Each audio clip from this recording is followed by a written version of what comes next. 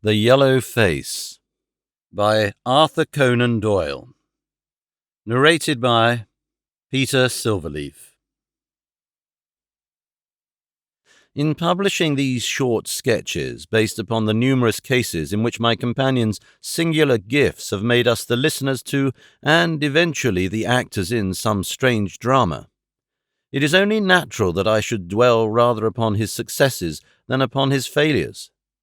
And this is not so much for the sake of his reputation, for indeed it was when he was at his wits' end that his energy and his versatility were most admirable, but because where he failed, it happened too often that no one else succeeded, and that the tale was left forever without a conclusion.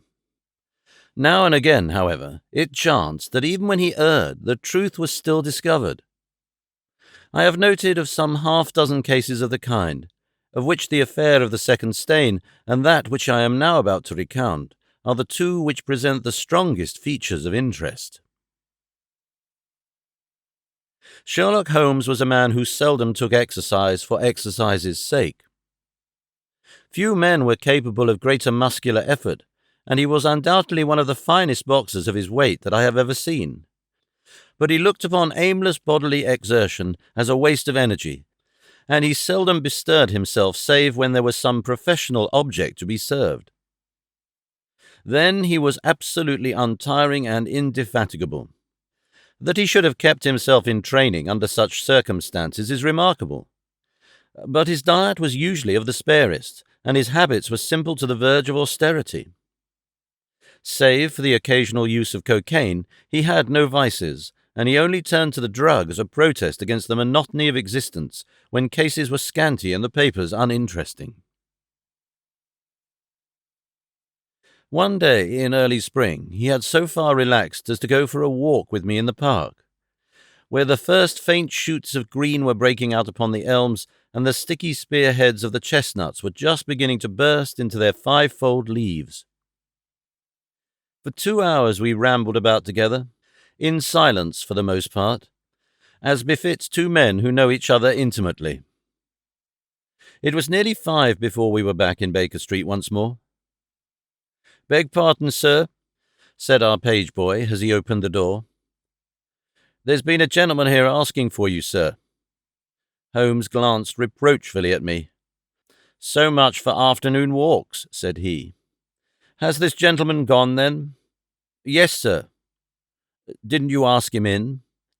"Yes, sir, he came in." "How long did he wait?" "Half an hour, sir. He was a very restless gentleman, sir, a-walking and a-stamping all the time he was here. I was waiting outside the door, sir, and I could hear him.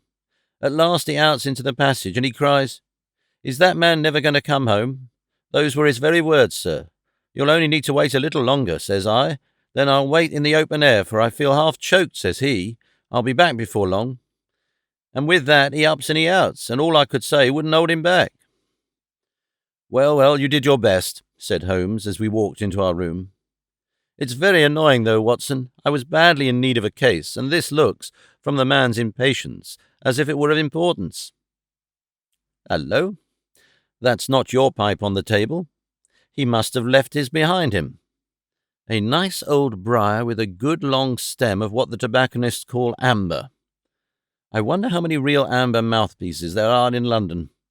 Some people think that a fly in it is a sign. Well, he must have been disturbed in his mind to leave a pipe behind him which he evidently values highly." "How do you know that he values it highly?" I asked. "Well, I should put the original cost of the pipe at 7 and 6pence.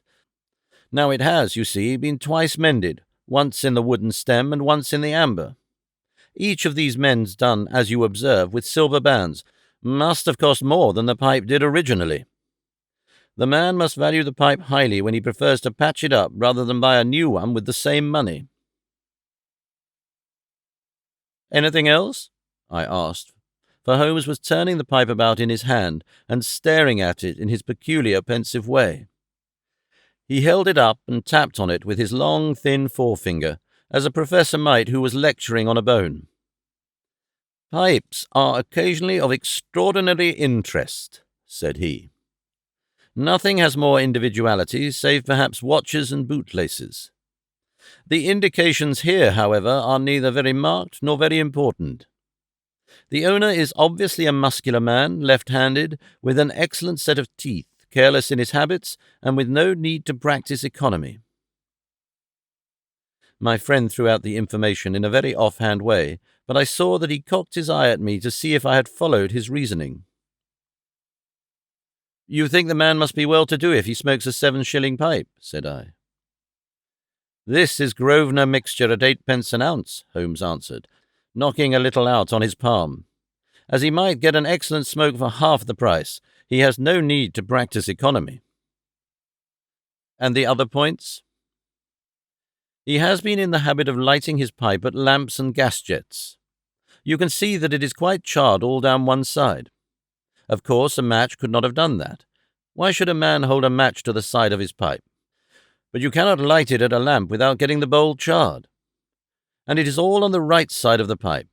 From that I gather that he is a left-handed man.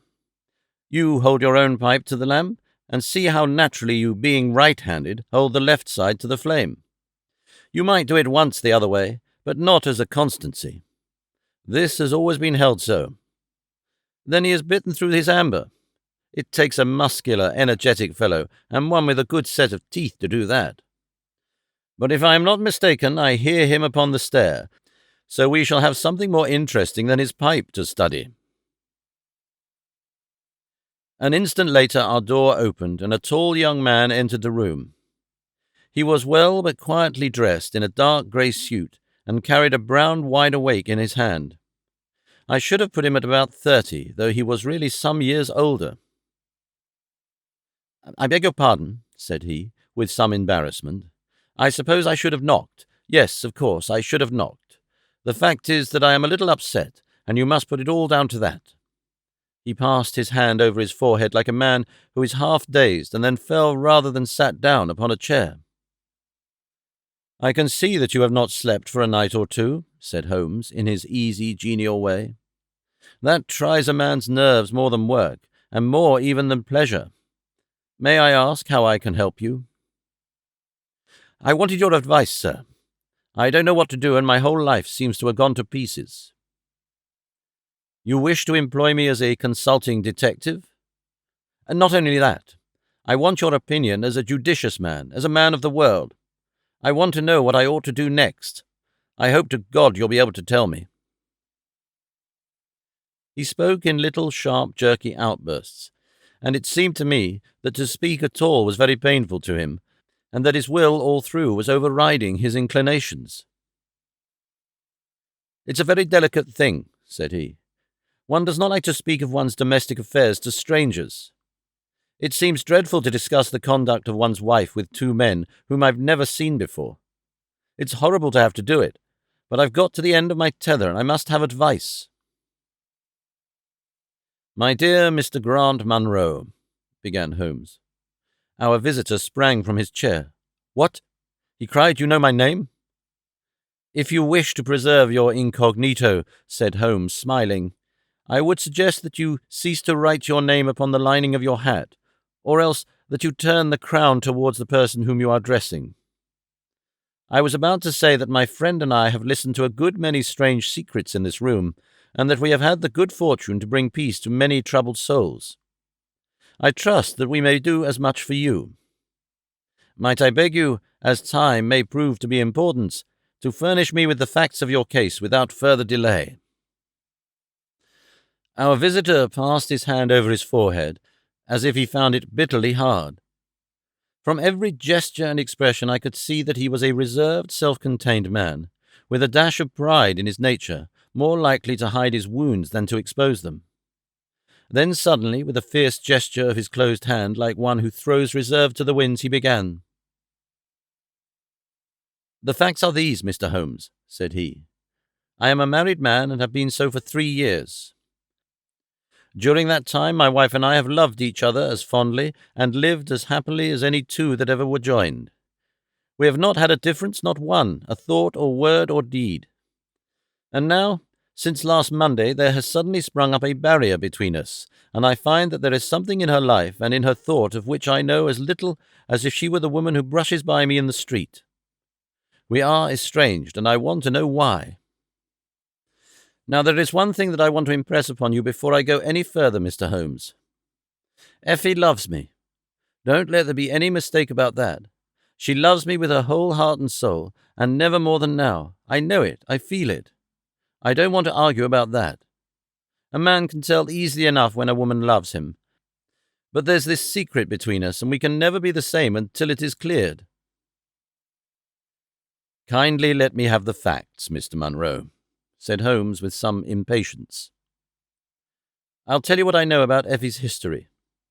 She was a widow when I met her first, though quite young, only 25. Her name then was Mrs. Hebron. She went out to America when she was young and lived in the town of Atlanta, where she married this Hebron, who was a lawyer with a good practice. They had one child, but the yellow fever broke out badly in the place, and both husband and child died of it. I have seen his death certificate. This sickened her of America, and she came back to live with a maiden aunt at Pinner in Middlesex. I may mention that her husband had left her comfortably off, and that she had a capital of about £4,500, which had been so well invested by him that it returned an average of 7%. She had only 6 months at Pinner when I met her. We fell in love with each other, and we married a few weeks afterwards. I am a hop merchant myself, and as I have an income of 700 or 800, we found ourselves comfortably off, and took a nice £80 a year villa at Norbury.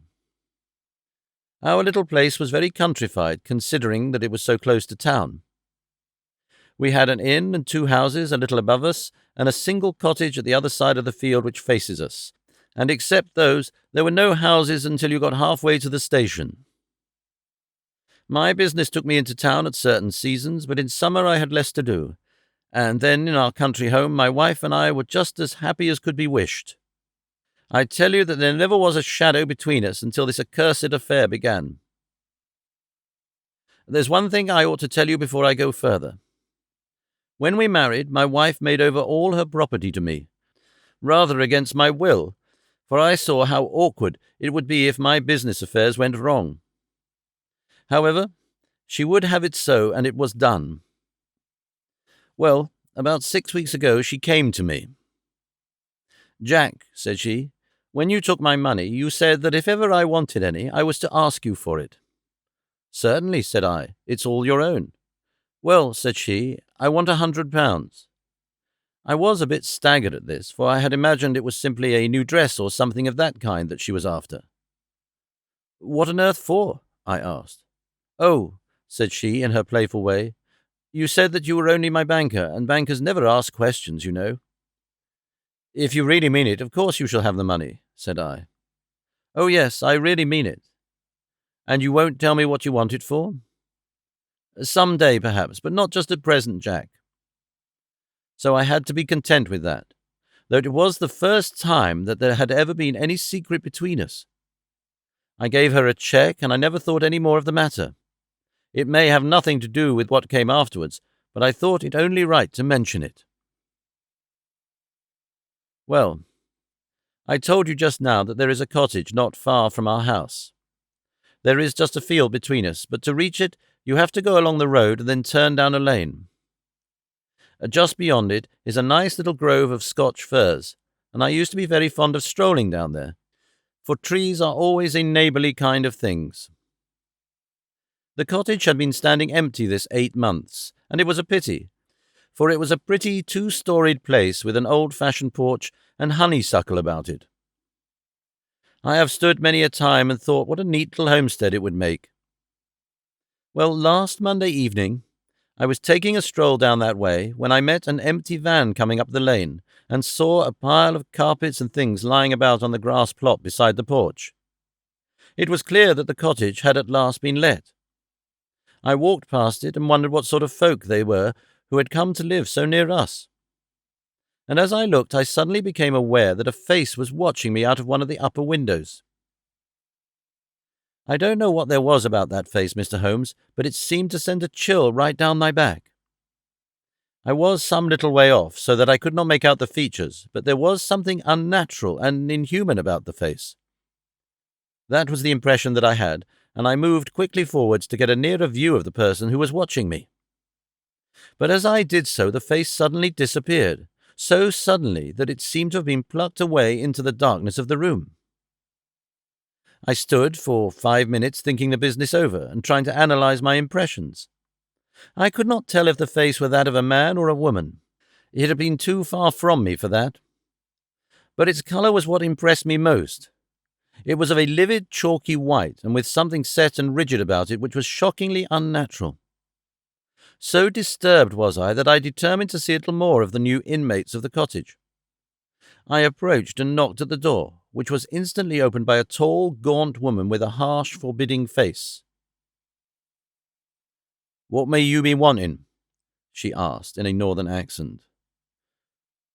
"I am your neighbour over yonder," said I, nodding towards my house. "I see that you have only just moved in, so I thought that if I could be of any help to you in any way—" "I will just ask when we want ye," said she, and shut the door in my face. Annoyed at the churlish rebuff, I turned my back and walked home. All evening, though, I tried to think of other things. My mind would still return to the apparition at the window and the rudeness of the woman. I determined to say nothing about the former to my wife, for she is a nervous, highly strung woman, and I had no wish that she would share the unpleasant impression which had been produced upon myself. I remarked to her, however, before I fell asleep, that the cottage was now occupied, to which she returned no reply. I am usually an extremely sound sleeper. It has been a standing jest in the family that nothing could ever wake me during the night. And yet, somehow, on that particular night, whether it may have been the slight excitement produced by my little adventure or not, I know not, but I slept much more lightly than usual. Half in my dreams, I was dimly conscious that something was going on in the room, and gradually became aware that my wife had dressed herself and was slipping on her mantle and her bonnet. My lips were parted to murmur out some sleepy words of surprise or remonstrance at this untimely preparation, when suddenly my half-opened eyes fell upon her face, illuminated by the candlelight, and astonishment held me dumb. She wore an expression such as I had never seen before, such as I should have thought her incapable of assuming. She was deadly pale and breathing fast, glancing furtively towards the bed as she fastened her mantle to see if she had disturbed me. Then, thinking that I was still asleep, she slipped noiselessly from the room, and an instant later I heard a sharp creaking, which could only come from the hinges of the front door. I sat up in bed and rapped my knuckles against the rail to make certain that I was truly awake. Then I took my watch from under the pillow. It was 3 a.m. What on earth could my wife be doing out on the country road at 3 a.m?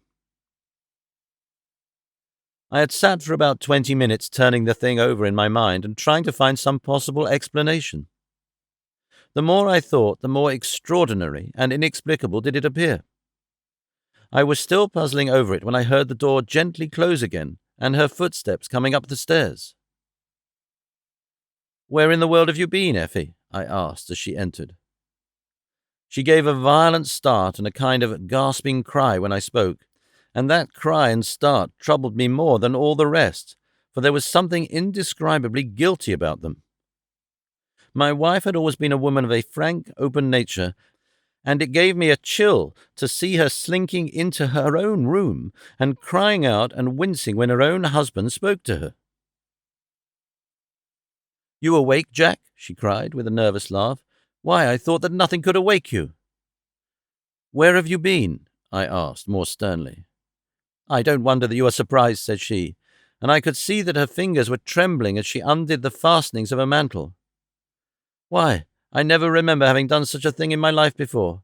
The fact is that I felt as though I were choking, and I had a perfect longing for a breath of fresh air. I really think that I should have fainted if I had not gone out. I stood at the front door for a few minutes, and now I am quite myself again." All the time that she was telling me this story, she never once looked in my direction, and her voice was quite unlike her usual tones. It was evident to me that she was saying what was false. I said nothing in reply, but turned my face to the wall, sick at heart, with my mind filled with 1,000 venomous doubts and suspicions. What was it that my wife was concealing from me? Where had she been during the strange expedition? I felt that I should have no peace until I knew, and yet I shrank from asking her again after once she had told me what was false. All the rest of the night I tossed and tumbled, framing theory after theory, each more unlikely than the last. I should have gone to the city that day, but I was too disturbed in my mind to be able to pay attention to business matters. My wife seemed to be as upset as myself, and I could see from the little questioning glances which kept shooting at me that she understood that I disbelieved her statement, and that she was at a wit's end what to do. We hardly exchanged a word during breakfast, and immediately afterwards I went out for a walk, that I might think the matter out in the fresh morning air.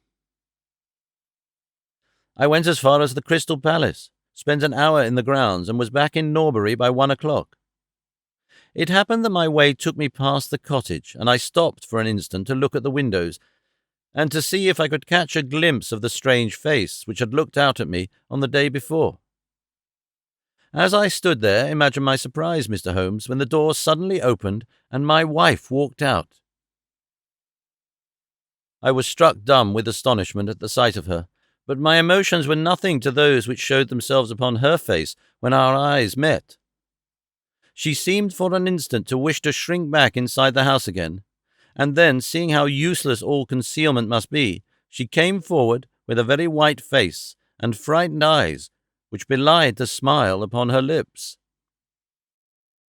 "Ah, Jack," said she, "I have just been in to see if I can be of any assistance to our new neighbours. Why do you look at me like that, Jack? You're not angry with me?" "So," said I, "this is where you went during the night." "What do you mean?" she cried. "You came here, I'm sure of it.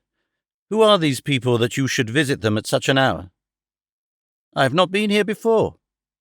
"How can you tell me what you know is false?" I cried. "Your very voice changes as you speak. When have I ever had a secret from you? I shall enter that cottage, and I shall probe the matter to the bottom." "No, no, Jack, for God's sake," she gasped, in uncontrollable emotion. Then, as I approached the door, she seized my sleeve and pulled me back with convulsive strength. "I implore you not to do this, Jack," she cried. "I swear that I will tell you everything some day, but nothing but misery can come of it if you enter that cottage." Then, as I tried to shake her off, she clung to me in a frenzy of entreaty.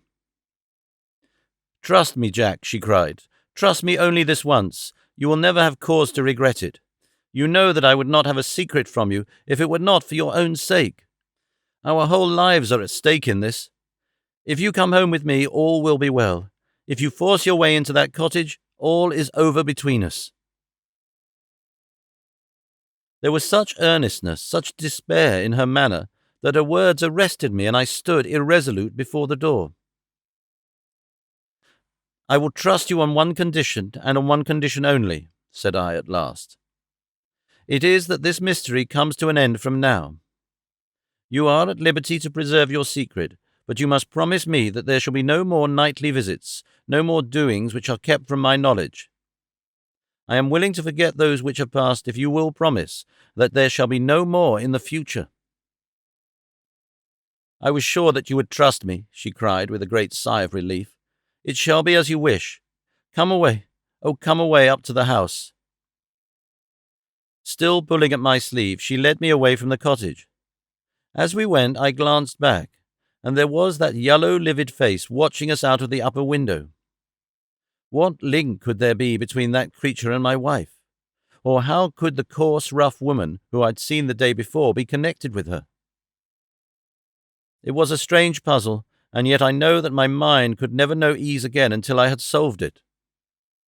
For 2 days after this I stayed at home, and my wife appeared to abide loyally by our engagement, for, as far as I know, she never stirred out of the house. On the 3rd day, however, I had ample evidence that her solemn promise was not enough to hold her back from this secret influence, which drew her away from her husband and her duty. I had gone into town on that day, but I returned by the 2:40 instead of the 3:36, which is my usual train. As I entered the house, the maid ran into the hall with a startled face. "Where is your mistress?" I asked. "I think she has gone out for a walk," she answered. My mind was instantly filled with suspicion. I rushed upstairs to make sure that she was not in the house. As I did so, I happened to glance out of one of the upper windows and saw the maid with whom I had just been speaking running across the field in the direction of the cottage. Then, of course, I saw exactly what it all meant. My wife had gone over there and had asked the servant to call her if I should return. Tingling with anger, I rushed down and hurried across, determined to end the matter once and forever. I saw my wife and the maid hurrying back along the lane, but I did not stop to speak with them. In the cottage lay the secret which was casting a shadow over my life. I vowed that, come what might, it should be a secret no longer. I did not even knock when I reached it, but turned the handle and rushed into the passage. It was all still and quiet upon the floor. In the kitchen a kettle was singing on the fire, and a large black cat lay coiled up in the basket, but there was no sign of the woman whom I had seen before. I ran into the other room, but it was equally deserted. Then I rushed up the stairs, only to find 2 other rooms empty and deserted at the top. There was no one at all in the whole house. The furniture and pictures were of the most common and vulgar description, save in the one chamber at the window of which I had seen the strange face. That was comfortable and elegant, and all my suspicions rose into a fierce, bitter flame when I saw that on the mantelpiece stood a copy of a full-length photograph of my wife, which had been taken at my request only 3 months ago. I stayed long enough to make certain that the house was absolutely empty. Then I left it, feeling a weight at my heart such as I had never had before. My wife came into the hall as I entered my house, but I was too hurt and angry to speak with her, and pushing past her, I made my way into my study. She followed me, however, before I could close the door. "I'm sorry that I broke my promise, Jack," said she, "but if you knew all the circumstances, I'm sure that you would forgive me." "Tell me everything, then," said I. "I cannot, Jack, I cannot," she cried. "Until you tell me who it is that has been living in that cottage, and who it is whom you have given that photograph, there can never be any confidence between us," said I, and breaking away from her, I left the house. That was yesterday, Mr. Holmes, and I have not seen her since, nor do I know anything more about this strange business.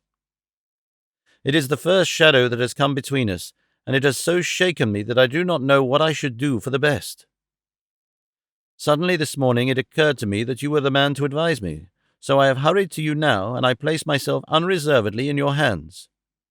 If there is any point which I have not made clear, pray question me about it. But above all, tell me quickly what I am to do, for this misery is more than I can bear." Holmes and I had listened with the utmost interest in this extraordinary statement, which had been delivered in the jerky, broken fashion of a man who is under the influence of extreme emotions. My companion sat silent for some time, with his chin upon his hand, lost in thought. "Tell me," said he at last, "could you swear that this was a man's face which you saw at the window? Each time that I saw it, I was some distance away from it, so that it is impossible for me to say." "You appear, however, to have been disagreeably impressed by it." "It seemed to be of an unnatural colour, and to have a strange rigidity about the features. When I approached, it vanished with a jerk." "How long is it since your wife asked you for £100? "Nearly 2 months." "Have you ever seen a photograph of her first husband?" "No, there was a great fire at Atlanta very shortly after his death, and all her papers were destroyed." "And yet she had a certificate of death. You say that you saw it?" "Yes, she got a duplicate after the fire." "Did you ever meet anyone who knew her in America?" "No." "Did she ever talk of revisiting the place?" "No." "Or get letters from it?" "No." "Thank you. I should like to think over the matter a little now. If the cottage is now permanently deserted, we may have some difficulty. If, on the other hand, as I fancy is more likely, the inmates were warned of your coming, and left before you entered yesterday, they may be back now, and we should clear it all up easily. Let me advise you, then, to return to Norbury, and to examine the windows of the cottage again. If you have reason to believe that it is inhabited, do not force your way in, but send a wire to my friend and me. We shall be with you within an hour of receiving it, and we shall then very soon get to the bottom of the business. And if it is still empty? In that case I shall come out tomorrow and talk it over with you. Goodbye. And above all, do not fret until you know that you really have a cause for it. I am afraid that this is a bad business, Watson, said my companion, as he returned after accompanying Mr. Grant Munro to the door. What do you make of it? It had an ugly sound, I answered. Yes, there's blackmail in it, or I am much mistaken. And who is the blackmailer? Well, it must be the creature who lives in the only comfortable room in the place, and has her photograph above his fireplace. Upon my word, Watson, there is something very attractive about that livid face at the window, and I would not have missed the case for worlds. You have a theory? Yes, a provisional one, but I shall be surprised if it does not turn out to be correct. This woman's first husband is in that cottage. Why do you think so? How else can we explain her frenzied anxiety that her second one should not enter it? The facts, as I read them, are something like this. This woman married in America. Her husband developed some hateful qualities, or shall we say that he contracted some loathsome disease and became a leper or an imbecile. She flies from him at last, returns to England, changes her name and starts her life as she thinks afresh. She has been married 3 years and believes that her position is quite secure, having shown her husband the death certificate of some man whose name she has assumed, when suddenly her whereabouts is discovered by her first husband, or, we may suppose, by some unscrupulous woman who has attached herself to the invalid. They write to the wife and threaten to come and expose her. She asks for £100 and endeavours to buy them off. They come in spite of it, and when the husband mentions casually to the wife that there are newcomers in the cottage, she knows in some way that they are her pursuers. She waits until her husband is asleep, and then she rushes down to endeavour to persuade them to leave her in peace. Having no success, she goes again next morning, and her husband meets her, as he told us, as she comes out. She promises him then not to go there again, but 2 days afterwards the hope of getting rid of those dreadful neighbours was too strong for her, and she made another attempt, taking down with her the photograph which had probably been demanded from her. In the midst of this interview the maid rushed in to say that the master had come home, on which the wife, knowing that he would come straight down to the cottage, hurried the inmates out at the back door, into the grove of fir trees, probably, which was mentioned as standing near. In this way he found the place deserted. I shall be very much surprised, however, if it is still so when he reconnoitres it this evening. What do you think of my theory? It is all surmise. But at least it covers all the facts. When new facts come to our knowledge which cannot be covered by it, it will be time enough to reconsider it. We can do nothing more until we have a message from our friend at Norbury. But we had not a very long time to wait for that. It came just as we had finished our tea. The cottage is still tenanted, it said. Have seen the face again at the window. Will meet the 7 o'clock train and will take no steps until you arrive. He was waiting on the platform when we stepped out, and we could see in the light of the station lamps that he was very pale and quivering with agitation. They are still there, Mr. Holmes, said he, laying his hand hard upon my friend's sleeve. I saw the lights in the cottage as I came down. We shall settle it now once and for all. What is your plan, then? Asked Holmes, as he walked down the dark, tree-lined road. I am going to force my way in and see for myself who is in the house. I wish you both to be there as witnesses. You are quite determined to do this in spite of your wife's warning that it is better that you should not solve the mystery? Yes, I am determined. Well, I think that you are in the right. Any truth is better than indefinite doubt. We had better go up at once. Of course, legally we are putting ourselves hopelessly in the wrong, but I think that it is worth it. It was a very dark night, and a thin rain began to fall as we turned from the high road into a narrow lane, deeply rutted with hedges on either side. Mr. Grant Munro pushed impatiently forward, however, and we stumbled after him as best as we could. "There are the lights of my house," he murmured, pointing to a glimmer among the trees, "and here is the cottage which I am going to enter." We turned a corner in the lane as he spoke, and there was the building close beside us. A yellow bar falling across the black foreground showed that the door was not quite closed, and one window in the upper story was brightly illuminated. As we looked, we saw a dark blur moving across the blind. "There is that creature," cried Grant Munro. "You can see for yourselves that someone is there. Now, follow me, and we shall soon know all." We approached the door, but suddenly a woman appeared out of the shadow and stood in the golden track of the lamplight. I could not see her face in the darkness, but her arms were thrown out in an attitude of entreaty. "For God's sake, don't, Jack," she cried. "I had a presentiment that you would come this evening. Think better of it, dear. Trust me again, and you will never have cause to regret it." "I've trusted you too long, Effie," he cried sternly. "Leave go of me. I must pass you. My friends and I are going to settle this matter once and forever." He pushed her to one side, and we followed closely after him. As he threw the door open, an old woman ran out in front of him and tried to bar his passage, but he thrust her back, and an instant afterwards we were all upon the stairs. Grant Munro rushed into the lighted room at the top, and we entered at his heels. It was a cosy, well-furnished apartment, with 2 candles burning upon the table and 2 upon the mantelpiece. In the corner, stooping over a desk, there sat what appeared to be a little girl. Her face was turned away as we entered, but we could see that she was dressed in a red frock, and that she had long white gloves on. As she whisked round to us, I gave a cry of surprise and horror. The face which turned towards us was of the strangest livid tint, and the features were absolutely devoid of any expression. An instant later the mystery was explained. Holmes, with a laugh, passed his hand behind the child's ear. A mask peeled off from her countenance, and there was a little coal-black negress, with all her white teeth flashing in amusement at our amazed faces. I burst out laughing, out of sympathy with her merriment, but Grant Munro stood staring, with his hand clutching his throat. "My God!" he cried. "What can be the meaning of this?" "I will tell you the meaning of it," cried the lady, sweeping into the room with a proud, set face.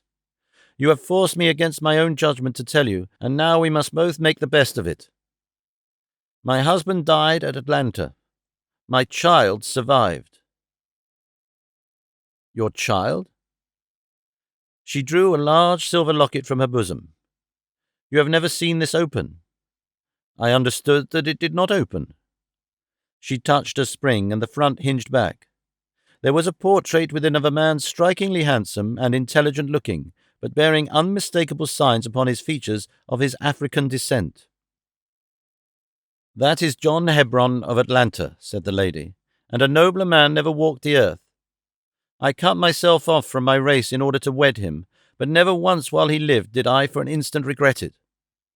It was our misfortune that our only child took after his people rather than mine. It is often so in such matches, and little Lucy is darker far than ever her father was.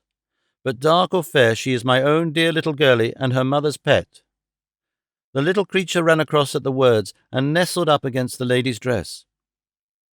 "When I left her in America," she continued, "it was only because her health was weak, and the change might have done her harm. She was given here to the care of a faithful Scotchwoman who has once been our servant.